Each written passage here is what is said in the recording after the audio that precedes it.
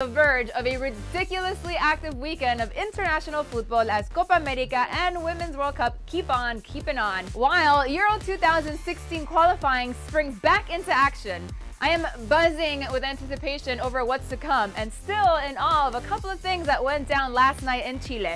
Jimmy Conrad has to be also. He was in Santiago last night to witness the host nation's 2-0 takedown of Ecuador. Jimmy, how are we doing, my friend? Whoa! I am doing awesome. Thank you for asking, because I just witnessed the opening ceremonies of the Copa America and the first game between Chile and Ecuador. And what a game it was! Kind of. The first half lacked any real action and ended 0-0, and I wanted those 45 minutes of my life back. But then after halftime, Chile decided to play, control the rest of the game, and won 2-0 on an Arturo Vidal penalty and a bad mistake by Ecuador's defense, which substitute Eduardo Vargas capitalized on the pass from Alexis Sanchez. But was it a penalty? Did Arturo Vidal go down too easy? I have no idea, because they don't show replays inside of the stadium because it gets the crowd all fired up. That was a bad call, but it looked pretty legit from where I was sitting. Anyway, I predicted Chile was going to win this game easily 3-0 because, well, they have better players than Ecuador. And I thought they'd be pumped up for this game in front of their home fans, but it wasn't that easy. Ecuador were well organized and tough to break down, and with the game at 1-0, Ener Valencia did have a chance to tie it up, but his header hit the crossbar. So maybe the scoreline wasn't that fair to Ecuador, but Chile won't care. They got the 3 vital points to take control of Group A. But that was it from here. How did it look on TV, Flo? Did Chi Lay look like a team that will be champions? Jimmy, I gotta be honest, Chile might have been riding a wave of emotion last night and all of that, but I can't see them winning Copa America.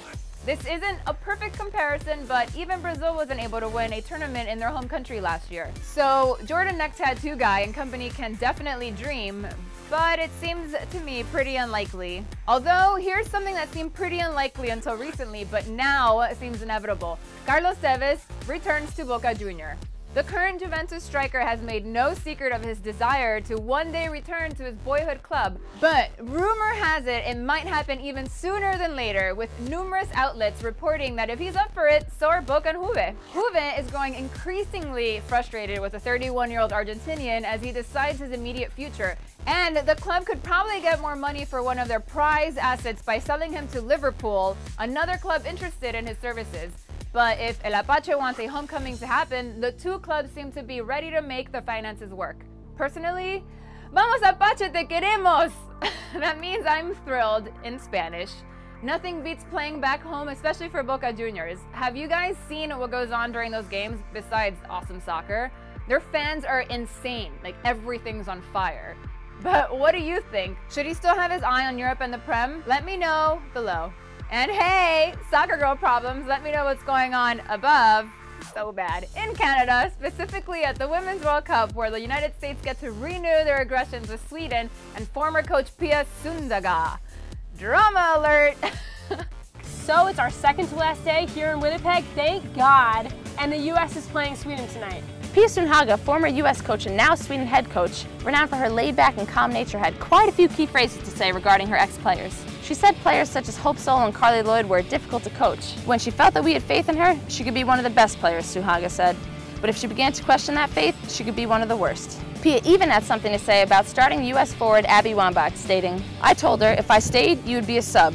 The best sub ever, but a sub. There would be no doubt about that in my mind." As players, you're going to hear criticisms constantly, and you need to utilize them constructively. Personally, I would take what Pia had said and I would use it to fuel the fire of the team. I would go out there and do everything I possibly can to prove Pia wrong, and that's what I expect the U.S. to do tonight. So it's going to be critical for players who are personally attacked like Carly Lloyd to use this to motivate them tonight, especially since the midfield was kind of weak in game 1. And I think they will. I think the U.S. is going to come out and play mad and play aggressive. So while I'm looking forward to them winning, I'm even more excited for them to shake hands with Pia and talk in her ear.